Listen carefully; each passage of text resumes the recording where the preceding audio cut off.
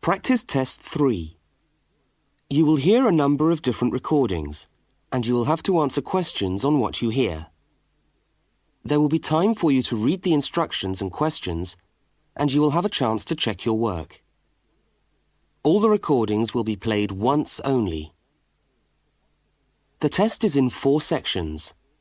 Write all your answers in the listening question booklet. At the end of the test, you will be given 10 minutes to transfer your answers to an answer sheet. Now turn to section 1 of your question booklet.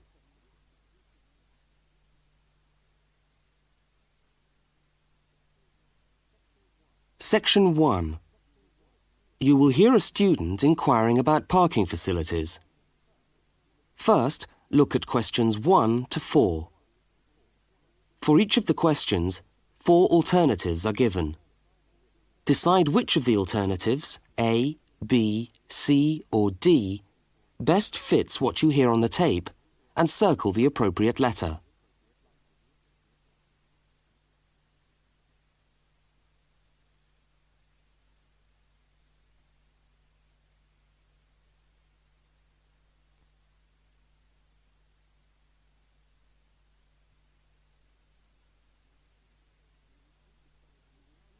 You will see that there is an example which has been done for you. On this occasion only, the conversation relating to the example will be played first.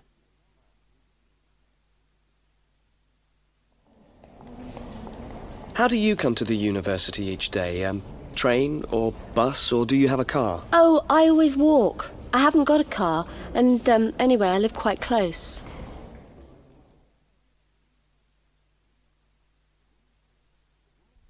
The woman says she always walks, so C has been circled. Now we shall begin. You should answer the questions as you listen, because you will not hear the recording a second time. Now listen carefully to the first conversation and answer questions 1 to 4. How do you come to the university each day? Train or bus, or do you have a car? Oh, I always walk. I haven't got a car, and anyway, I live quite close. Do you know anything about parking rights on the campus? I was wondering whether students are allowed to park their cars on campus or not. Yes. I think it's possible for postgraduate students, but not for undergraduate students. That doesn't seem very fair. No, I suppose not. But there simply isn't enough room on the campus for everyone to park. Do you need a parking permit? Yeah, I believe you do. Where do I get that from? I think you can get a parking sticker from the administration office. Where's that? It's in the building called Block G, right next to Block E. Block G? Yeah. Oh, right. And what happens to you if you don't buy a sticker? Do they clamp your wheels or give you a fine? No, I think they tow your car away. Oh, really? Yeah. And then they fine you as well, because you have to pay to get the car back. I better get the sticker then. Yeah. Where exactly is the administration office again? I'm new to this university and I'm still trying to find my way around. Right. You go along Library Road, past the tennis courts on your left and the swimming pool on your right. Yeah. And the administration office is opposite the car park on the left. You can't miss it. So it's up Library Road, past the swimming pool, opposite the car park. Right, I'll go straight over there. Bye, and thanks for the help.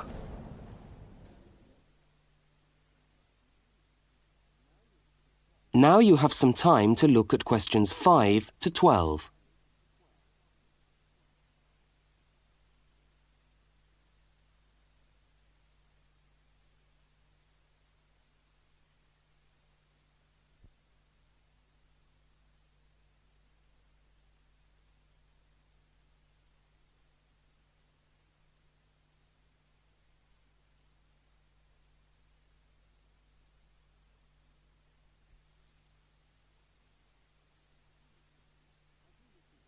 As you listen to the next conversation, complete the application form in the spaces numbered 5 to 10 and answer the questions numbered 11 to 12.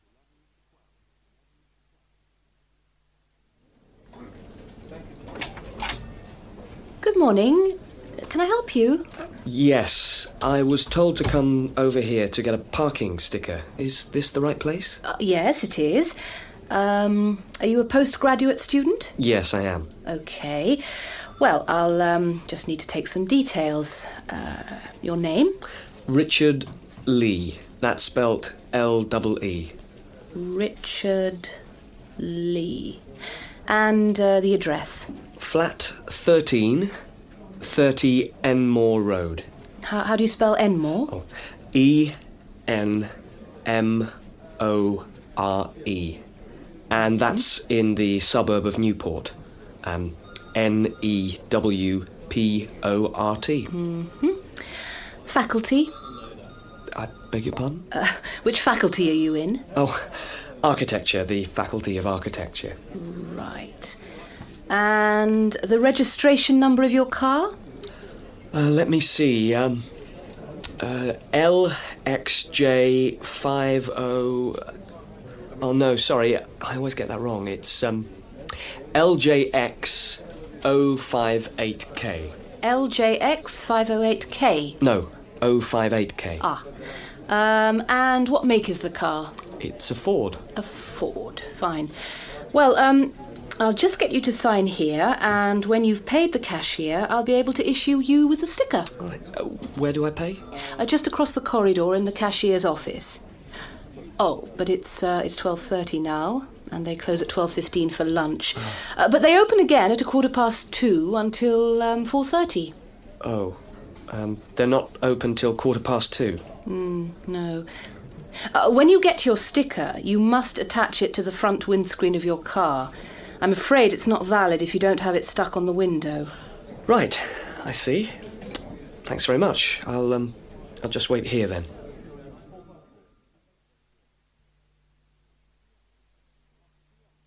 That is the end of section 1.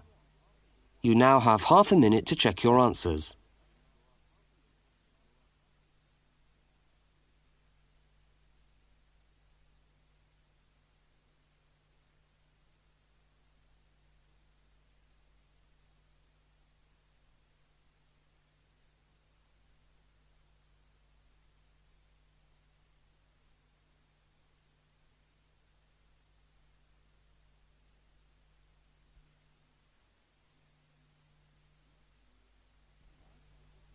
Now turn to section 2.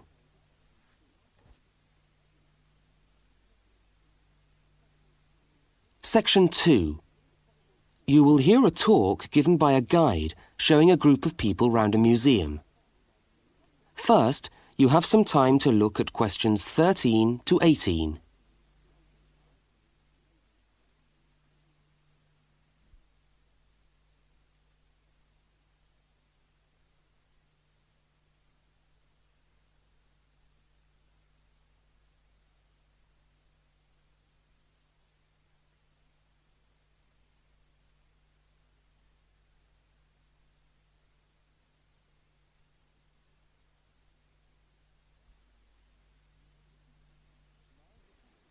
Now listen to the guide and complete the notes by filling in the numbered spaces 13 to 18.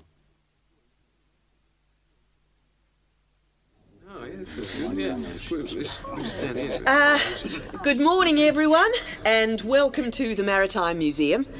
Now, before we commence our tour, I'd just like to tell you a little bit about the history of the museum. As you can see, it's a very modern building, built in the postmodern style, and it was in fact opened by the Prime Minister of Australia in November 1991.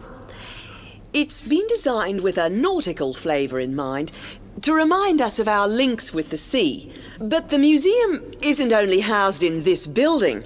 There are a number of historic ships docked outside in the harbour which form part of the museum and which you are also free to visit. And we'll be coming to them shortly. I'd just like to point out one or two things of general interest while we're here. Handicapped toilets are located on this floor, and the door shows a wheelchair. The cloakroom, where you can hang your coat or leave your bags, is just behind us here. The Education Centre is on the top floor, and there's a good little library in there which you might like to use. Follow the signs to the Education Centre. You'll see a lot of little green arrows on the wall. The green arrows will take you there.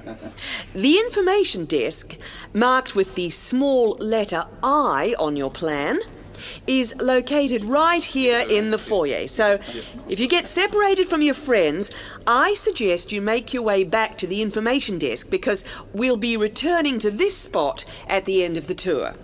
All right? Now, if you look out this window, you should be able to see where the museum's ships are docked. If you want to go on a tour of the old ship, the Vampire, she's docked over there, and you should meet outside on the quay. However, a word of warning, I don't recommend it for the grandmas and grandpas because there are lots of stairs to climb. Right now, let's move on. Oh, I almost forgot to give you the times for that tour. Now, tours of the Vampire run on the hour, every hour, all right? Now look at questions 19 to 23.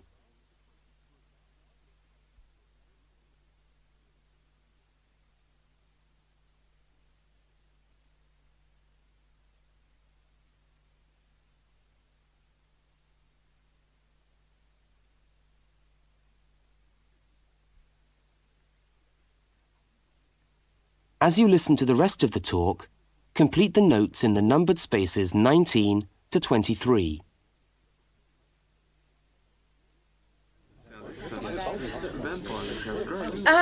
Let's take a walk around the museum now. The first room we're coming to is the theatre. This room is used to screen videos of special interest, and we also use it for lectures. There's a continuous video showing today about the voyages of Captain Cook, so come back here later on if you want to learn more about Captain Cook. Now, we're moving along the gallery known as the Leisure Gallery. This is one of our permanent exhibitions, and here we try to give you an idea of the many different ways in which Australians have enjoyed their time by the sea. Surfing, swimming, life-saving clubs, that's all very much a part of Australian culture. At the end of this section, we'll come to the picture gallery, where we've got a marvellous collection of paintings, all by Australian artists. I think you can buy reproductions of some of these paintings in the museum shop. They're well worth a good look. Now, we're coming to the Members' Lounge. Now, as a member of the museum, you would be entitled to use the Members' Lounge for refreshments. Membership costs $50 a year or $70 for all the family. So it's quite good value because entry to the museum is then free. And down at the far end of this floor, you'll find the section which we've called Passengers and the Sea. In this part of the museum, we've gathered together a wonderful collection of souvenirs from the old days when people travelled by ship. You'll find all sorts of things there. Old suitcases, ship's crockery, first-class cabins decorated in the fashion of the day. Just imagine what it must have been like to travel first class. Now, I'm going to leave you to walk around the museum on your own for a while, and we'll all meet back again at the information desk in 3/4 of an hour's time. I hope you enjoy your time with us at the museum today. Thank you. Thank you very much. That is the end of section 2. You now have half a minute to check your answers.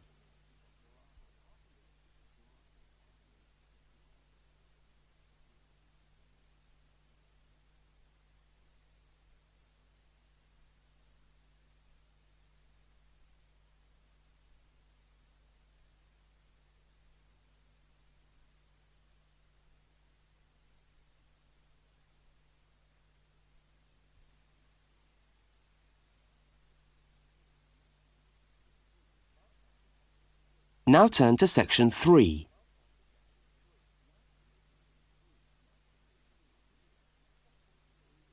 Section 3. In this section, you will hear a university student, Mark, talking to a tutor and another student about a topic he has studied. Now look at questions 24 to 32.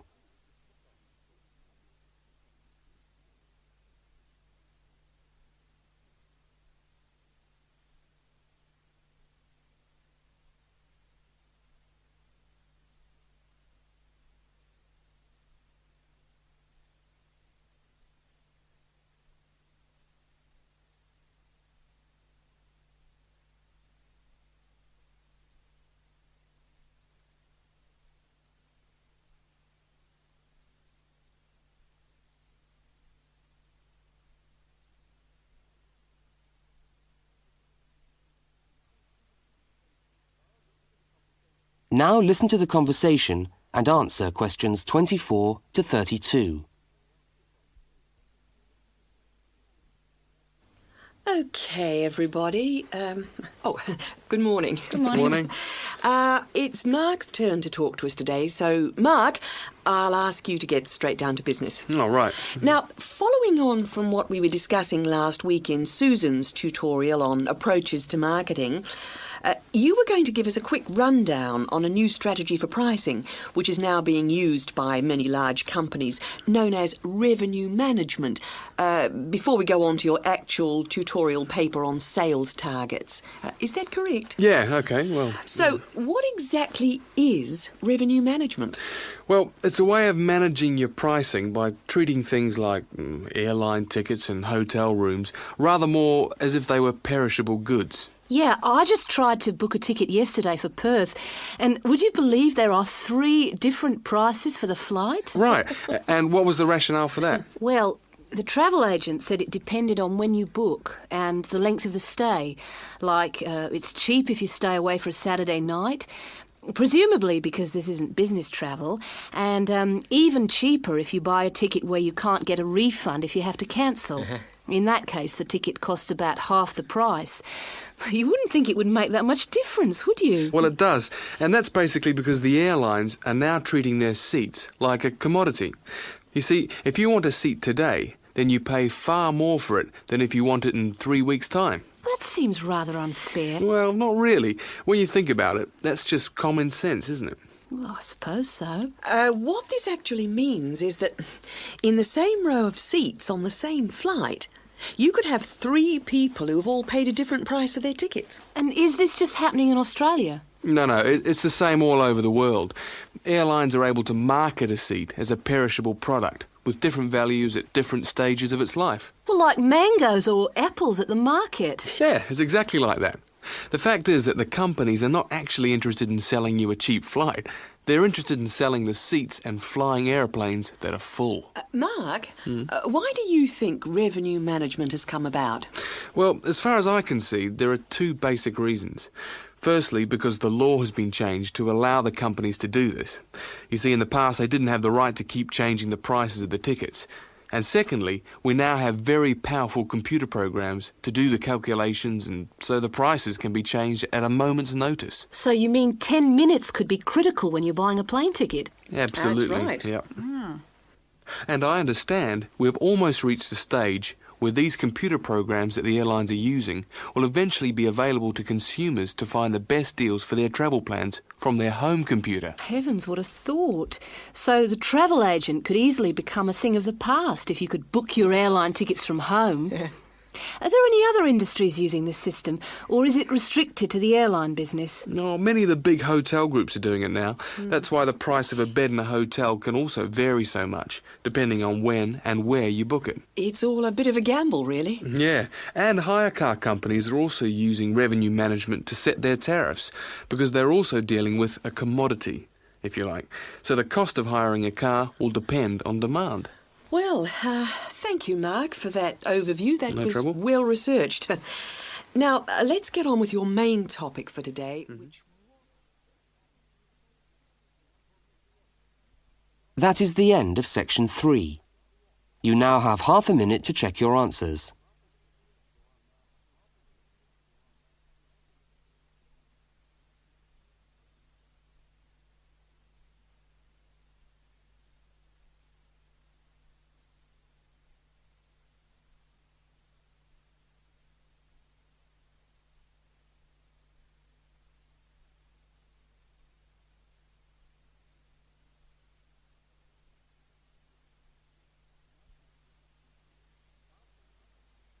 Now turn to section 4.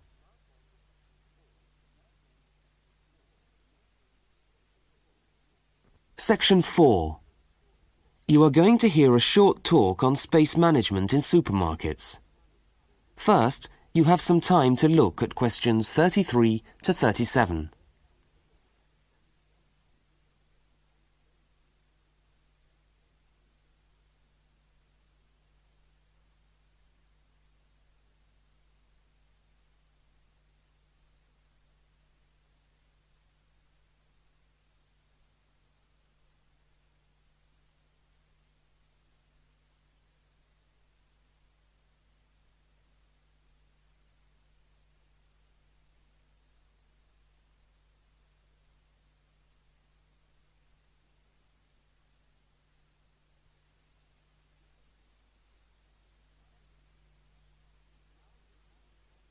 Now listen to the first part of the talk and complete the table by filling in the numbered spaces 33 to 37.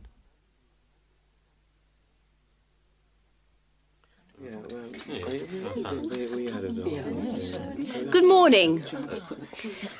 Welcome to this talk on space management.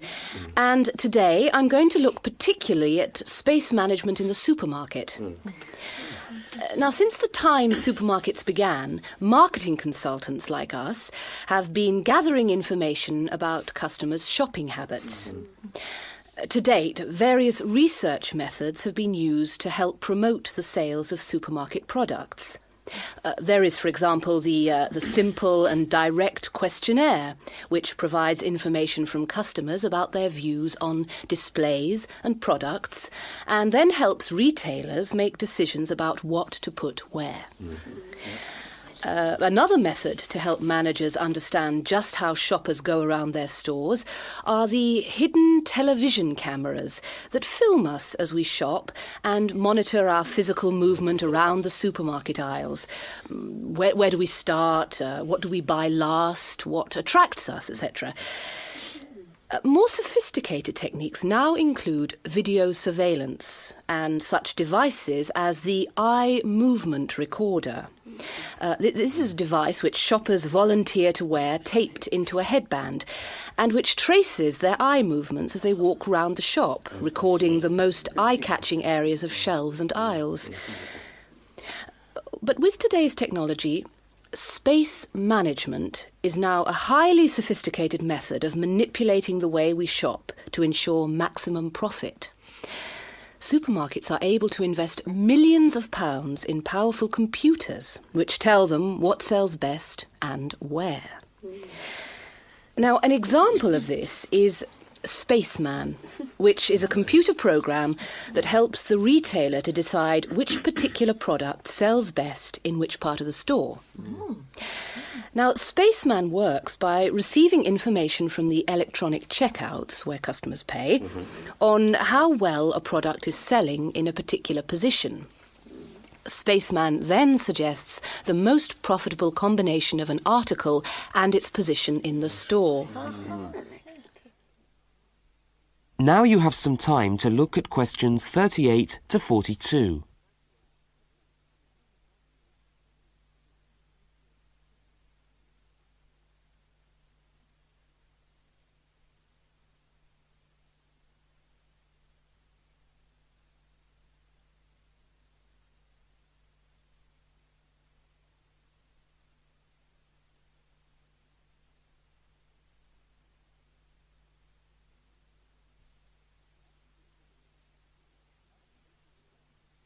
As you listen to the rest of the talk, label the diagram by filling in the numbered spaces 38 to 42. So, let's have a look at what we know about supermarkets and the way people behave when they walk down the aisles and take the articles they think they need from the shelves. Now, here's a diagram of one supermarket aisle and 2 rows of shelves. Here's the entrance at the top left-hand corner. Now, products placed here at the beginning of aisles don't sell well. In tests, secret fixed cameras have filmed shoppers' movements around a store over a 7-day period. When the film is speeded up, it clearly shows that we walk straight past these areas on our way to the centre of an aisle. Items placed here just don't attract people. When we finally stop at the centre of an aisle, we pause and take stock, casting our eyes along the length of it. Now, products displayed here sell well and do even better if they're placed at eye level so that the customer's eyes hit upon them instantly. Products here are snapped up, and manufacturers pay a lot for these shelf areas, which are known in the trade as hotspots. Naturally, everyone wants their products to be in a hotspot. But the prime positions in the store are the ends of the aisles, otherwise known as gondola ends. Now, these stand out and grab our attention. For this reason, many new products are launched in these positions, and manufacturers are charged widely varying prices for this privileged spot. Also, the end of an aisle may be used for promoting special offers, which are frequently found waiting for us as we turn the corner of an aisle. Well, now, eventually, of course, we have to pay. Any spot where a supermarket can be sure we are going to stand still and concentrate for more than a few seconds is good for sales. That's why the shelves at the checkout have long been a favourite for manufacturers of chocolates. Perhaps the most surefire impulse food of all. I agree. I think it's very... Yes, I would... That is the end of section 4. You now have half a minute to check your answers.